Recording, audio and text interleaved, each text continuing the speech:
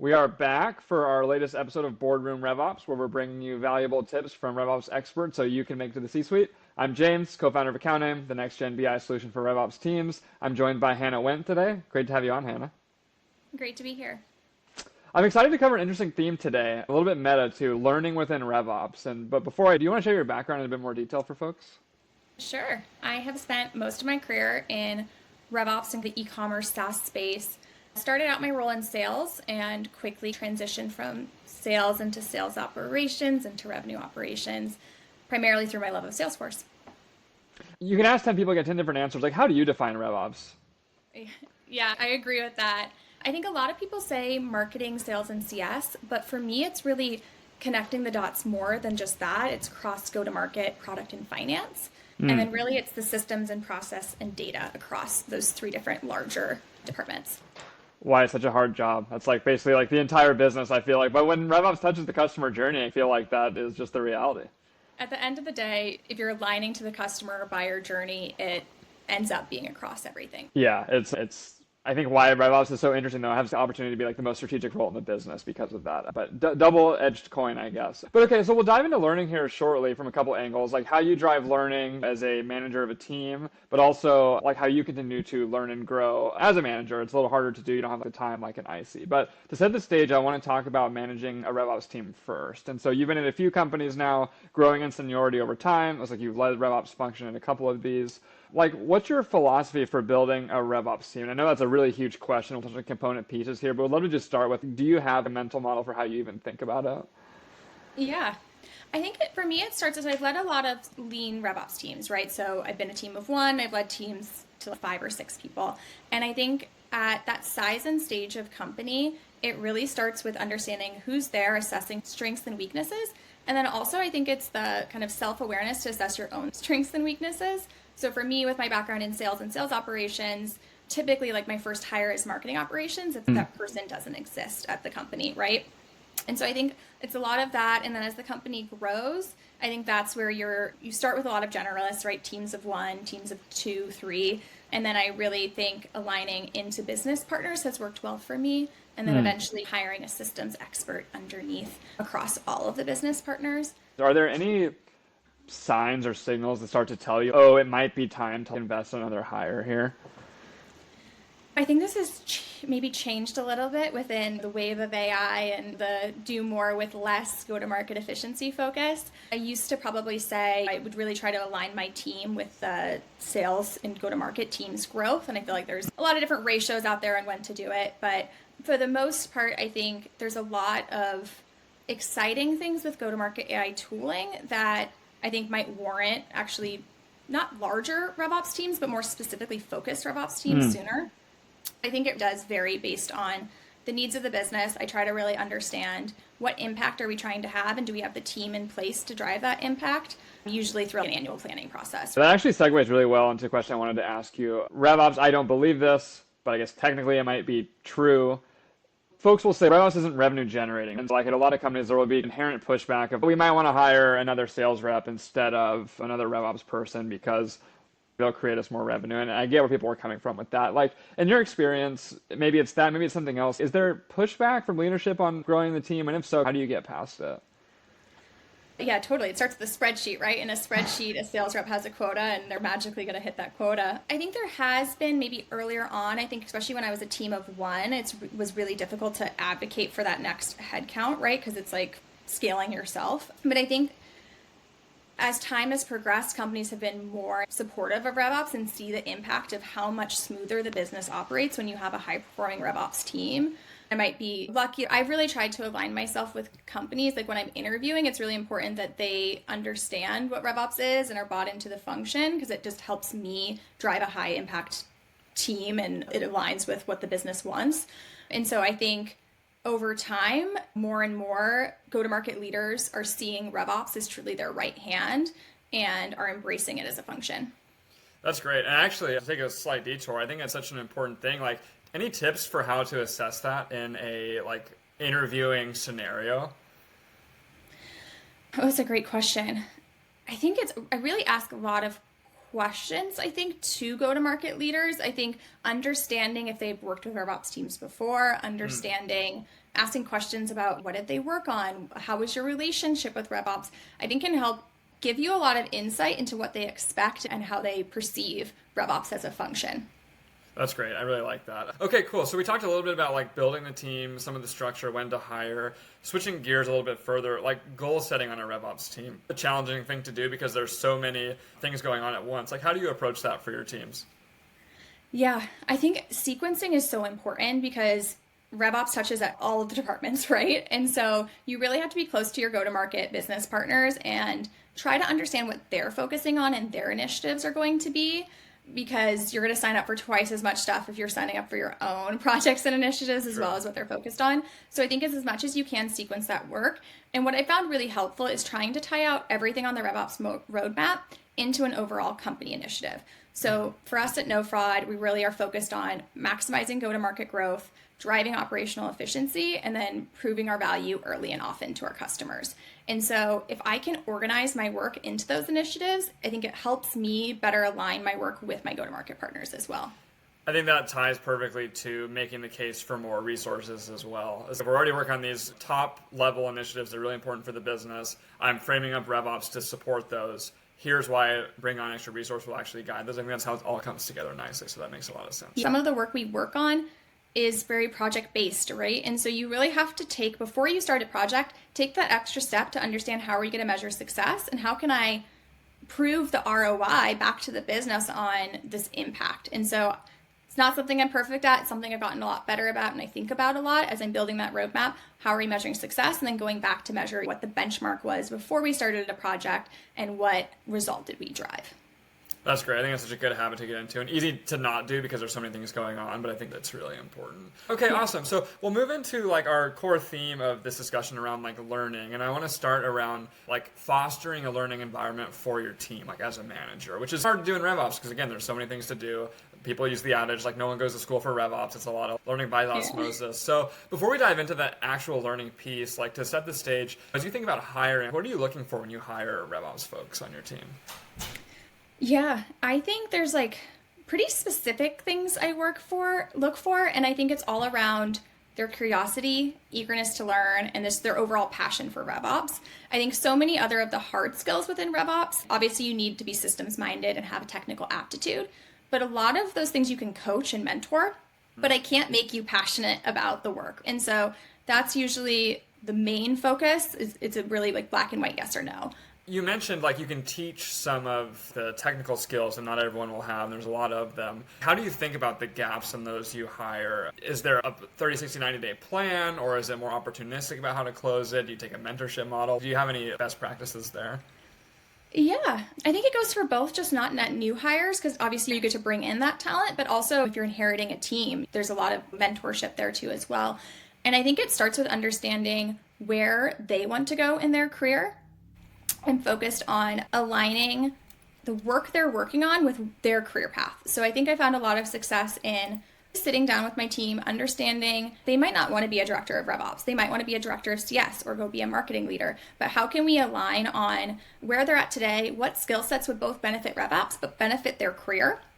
And I think that helps drive buy-in. It helps drive excitement around the work we're working on.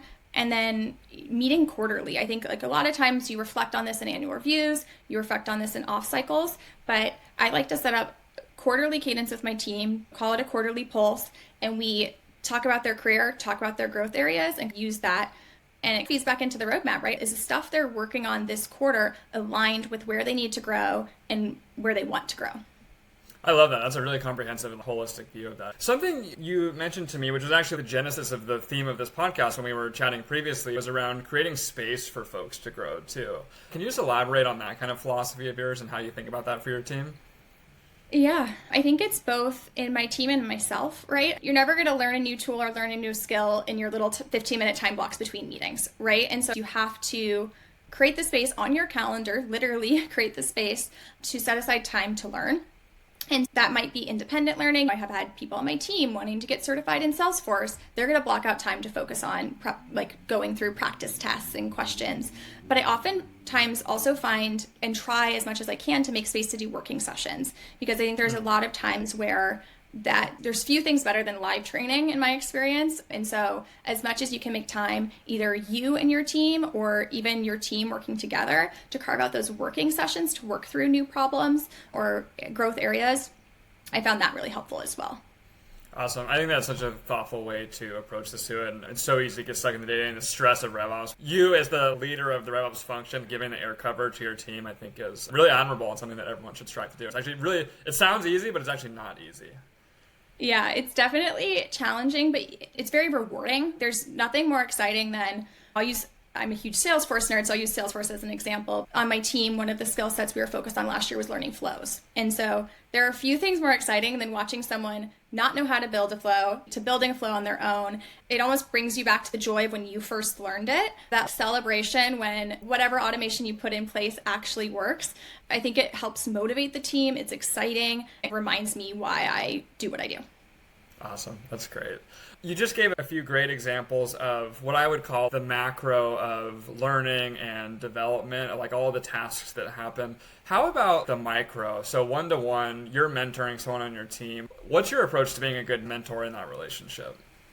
Yeah, I don't think anyone's a perfect mentor. I try to emulate good mentorship I've seen in my career, right? So I think I try to think back to really strong mentors or really strong managers or leaders I've worked under or as peers, and I try to emulate that. And I think it starts also with coming into it with empathy and being humble, really listening, understanding where they're looking to focus, right? I think a lot of times mentorship can be very broad, and these are the large areas of focus for you to get to X place in your career.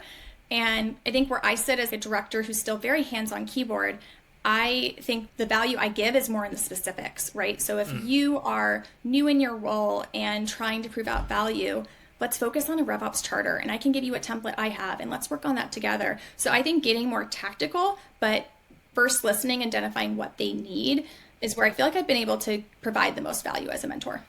That's great. So to summarize, active listening, make sure you're actually focusing on the areas that they are struggling with or are looking for mentorship, and then getting into the tactical, getting out of the cliches, maybe into how can you actually solve this problem based on your experiences.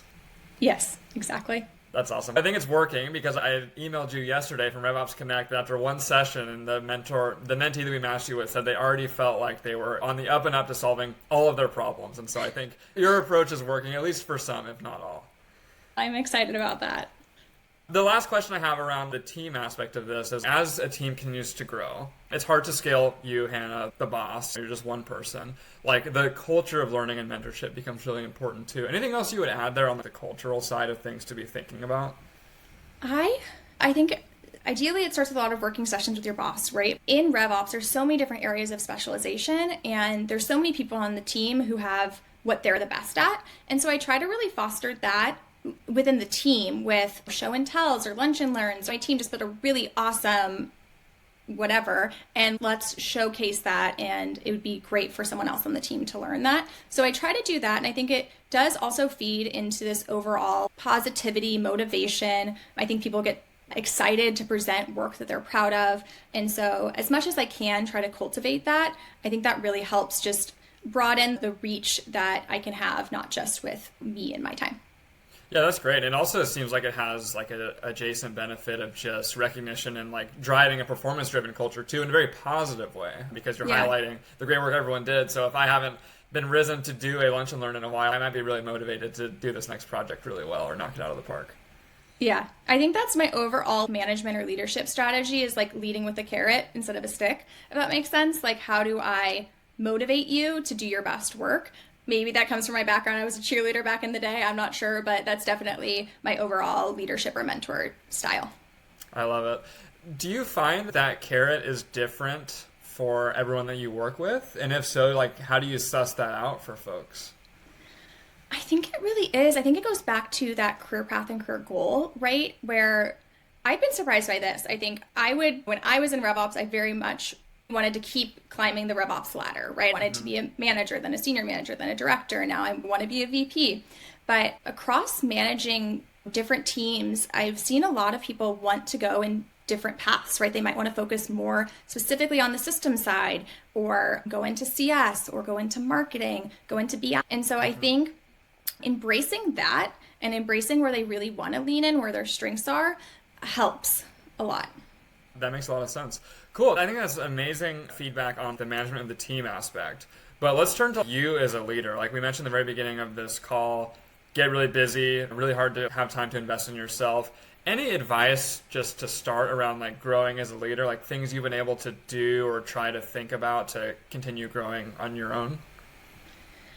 I think for me, my biggest growth areas or areas I've focused on is really, I got into leadership young. I was a director at 25, and I just brute force grew by being the best IC I could be. And I had a lot of learnings to do on delegation and people management. And so that's been a lot of my areas of focus, is how can I empower the team to take this work on?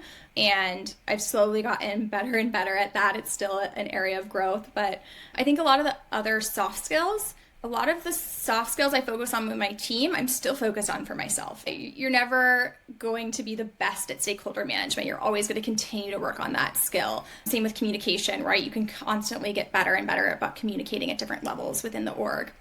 Even being proactive, right? Like you can never be too proactive. So a lot of the same things I'm working on with my team, I'm working on with myself. And I think that help us feel like we're in the trenches together. Like we're both working on this. How do you solicit that evaluation? Is it 360-degree feedback? Is it a self-eval? Like how are you taking time to assess? I think peer feedback is really important. I think at NoFraud, we have a pretty good culture of jumping in and giving each other feedback right away, that radical feedback. But then I think it takes self-reflection, right? If you just take that feedback and don't do anything with it, just carve out time to self-reflect. And I think this ties in with the career path and goals and growth opportunities. You can leverage the feedback you've given to help understand where are my growth areas and how do I need to improve or focus on them so that I can get to X in my career. Yeah. Final topic here on learning, probably no surprise to anyone listening, AI. Tell me, you've been like dabbling in SQL, AI tools. I know you've been like back nose to the grindstone. Give me your take on the importance of getting back into IC learning mode with this big wave of innovation. Yeah. I think it is so important, and I will say it is so hard, right? I think you're so comfortable and used to the tools you're used to. We've been working in pretty much the same tech stack for 5-10 years plus. The biggest thing I've had to tell myself is it's okay to be a beginner, right? And I think you see a lot on LinkedIn and social media, like these very elaborate clay tables, right? And the first clay table you build, you are not going to post on LinkedIn. And you have to be okay with that. And you have to be able to be okay being a beginner at these new tools. Honestly, that's been the hardest shift for me, is allowing myself to be a beginner. SQL, I think, was another area where it was a crawl, walk, run scenario. I had to slowly learn how to do it. But there is this momentum that builds up once you start to allow yourself to do something at a very beginner level. At least for me, I get tunnel vision, I get excited, want to keep figuring out the next step. And so you have to give yourself the grace to get into that flow. Give me your take on why it's important. I think the AI one is probably fairly obvious, but tell me about SQL, for example. Like, obviously, it's clear to me that you are a fairly technical person. You made the comment that you're a spreadsheet person. I see your eyes light up when you talk about flows. But, like, why is it important for you as a leader now to be, like, getting in the nitty-gritty with SQL? Yeah, I think it is what's going to separate the good from the great RevOps leaders, honestly. Not just SQL, but AI. I think a lot of times you hear you need to be more strategic, to have a seat at the table. You need to focus on being in more strategic conversations. And I don't know about you, but I've seen a shift in a lot of the revenue operations leaders I follow on LinkedIn and speak to. They're all getting back in the systems, right? Because with this wave of AI, there's going to be a whole new tech stack. And so if you want to understand it and be able to hire and mentor a team in this kind of, in 5-10 years, it could be a whole brand new tech stack. You do have to lean in and embrace it. And so I think it's shifting more from, you really do have to balance the strategic and the tactical and carve out time to get back in the systems. And so for me, SQL is an area to help learn and utilize data in a more unified way. that I think is going to be the foundation to a lot of AI workflows, right? Unless you only want to focus on AI within one specific system, it's really helpful to be able to understand and connect data across multiple systems. I think my final question for you is around future systems and tech stack. Has your thinking changed on foundational systems? I recognize it's still very early in this, but do you have any prognostications of where the world might be going? I'm very much still thinking about this year, this quarter, like a lot of us are. But I do think where my head's at with a lot of AI tooling is I'm really trying to learn in a low cost or low commitment way. It's like we're dating, we're not getting married. So I'm looking for a lot of tooling that has proof of concepts, free trials, month to month, so I can get my hands on this tooling, understand it. So I'm not making a large budget decision for the business on a tool that might be legacy in 6 months with how fast things are growing. Yeah, I think that's a good approach. Cool, that covers learning for us. I just have 2 quick rapid fire questions for you. First things that come to your mind to wrap us up here. If you could fix one challenge in RevOps, you'd snap your fingers and it goes away forever, what would it be? I think what I would fix is unfixable, but just the constant competing priorities or the pivots. It's inevitable in the business, but I think that change management is one of the hardest pieces in RevOps. 100%. I think I would probably pick the same thing. Yeah. If you could describe a great RevOps leader in 3 words, how would you describe them? I think curious, lifelong learner, and problem solver. Great summary for this conversation. Hannah, thanks so much for spending time with us today. I think this was really interesting. It'll be really helpful for folks who are just thinking about expanding their team or are already in it and overwhelmed. So thanks a lot for sharing your experiences and expertise. Awesome. Thank you, James.